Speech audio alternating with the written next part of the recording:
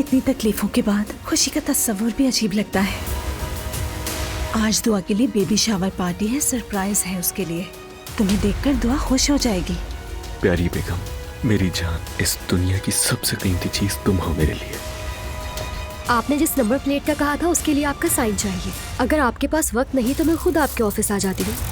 क्या मैं उमर साहब से मिल सकती हूँ? हेलो मिस ईमान। रेहान बहुत खतरनाक और परेशान कौन इंसान है। मिस ईमान, मुझे ये बताएं कि मैं आपकी क्या मदद कर सकता हूँ। उससे इंतकाम लेने में मेरी मदद कीजिए। ये एक फाइल है जिसमें वो तमाम सबूत मौजूद हैं जिनकी बुनियाद पर रेहान जेल जा सकता है।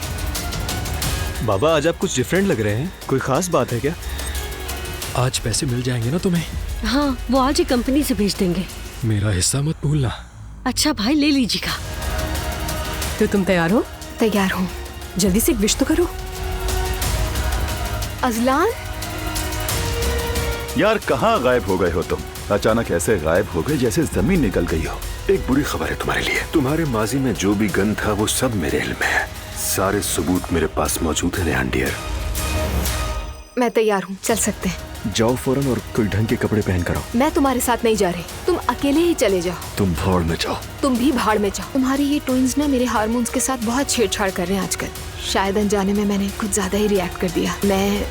यानी हम तुमसे बहुत मोहब्बत करते हैं। जल्दी से घर आ जाओ और हम तुम्हें जोर से गले लगाएं।